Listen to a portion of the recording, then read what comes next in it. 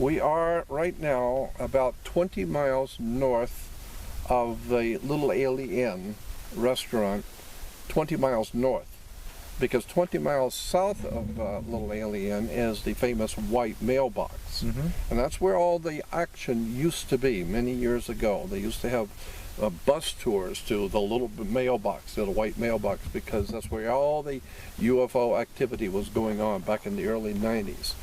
But it got to be too busy, too many people coming here from all over the world going out by the mailbox, and so the military got a little upset about that, so they decided to put an end to this circus that they called it.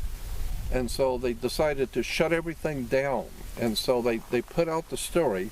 The military put out the story that Area 51, whatever was going on, it's all over now. It's all been shut down and moved back east somewhere, and so nothing to see anymore.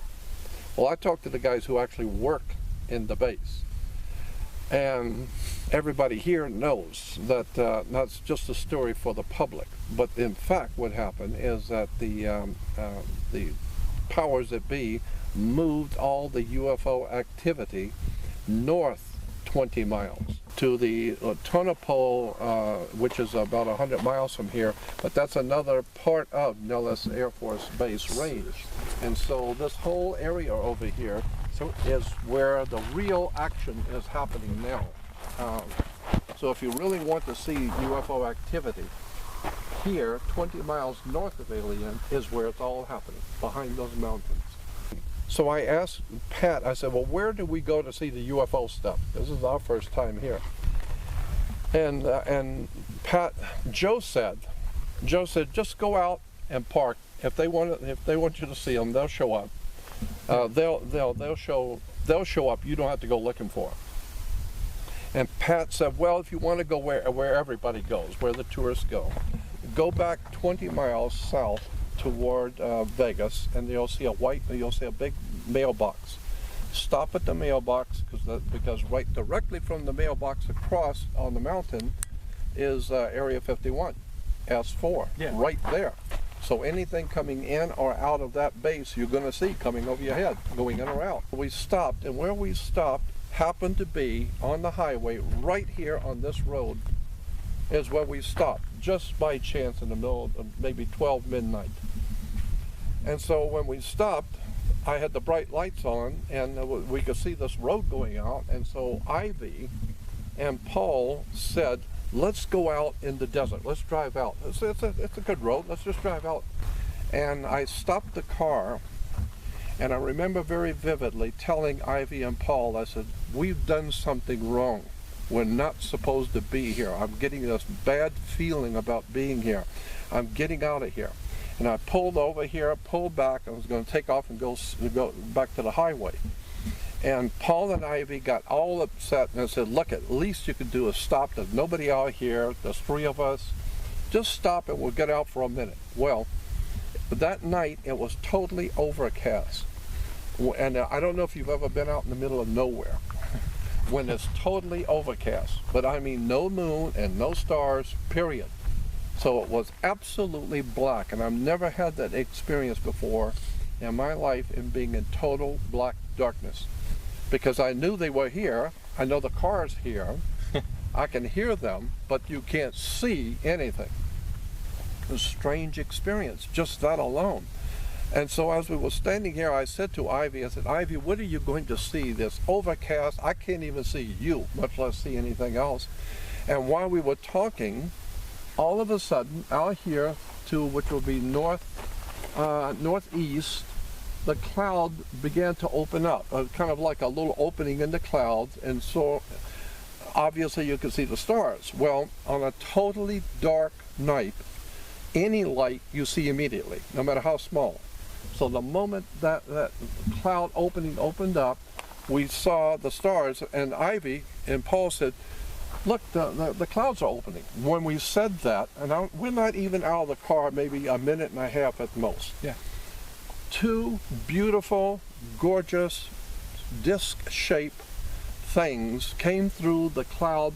As they came through, they weren't flying through, they floated through. And they floated very slowly, and each one was about the size of the full moon. So they're not a little light in the sky, full moon size. Yeah. Two beautiful, and they were glowing bluish white light. And the cloud layer was so heavy, so when they came in, you could see the blue light reflecting off the clouds above. And as they came in, they were absolutely gorgeous, making no sound whatsoever. And they were absolutely a mental trip. Just seeing gorgeous blue disc-shaped things, making no sound, coming quietly overhead. And as we watched them come overhead, 5 more came in behind them. Wow. Now there's 7 right by, and 5 more coming in behind the 2, and then they stopped right over the top of us. They stopped. And I thought, I told you we shouldn't be here. I knew there was something going on because I got the feeling. Yeah. And I said, I'm getting out of here. And I ran over to the car, and Ivy and Paul, they thought it was wonderful. They were like seeing Santa Claus for the first time. They just loved it. Aren't they beautiful? They're making no noise. They're gorgeous. They're glowing bluish white. And yes, I'm telling you, they were absolutely gorgeous. But it's very difficult for me to explain in English how frightening it was.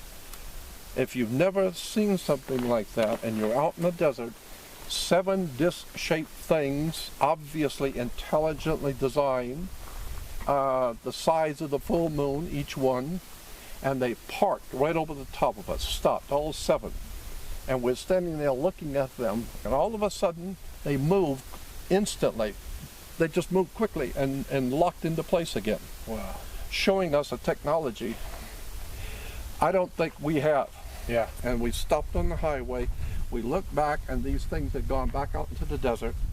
And I was so emotionally wrecked, I don't even remember exactly what happened, but they went back out into the desert, they were gone.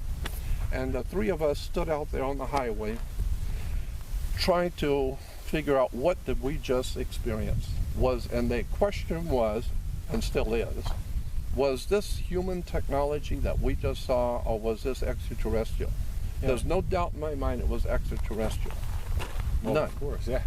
Because I don't think we humans have that kind of technology of what we actually, the 3 of us, witnessed. 7 bluish white discs making no sound whatsoever and doing things that is just unbelievable in technology.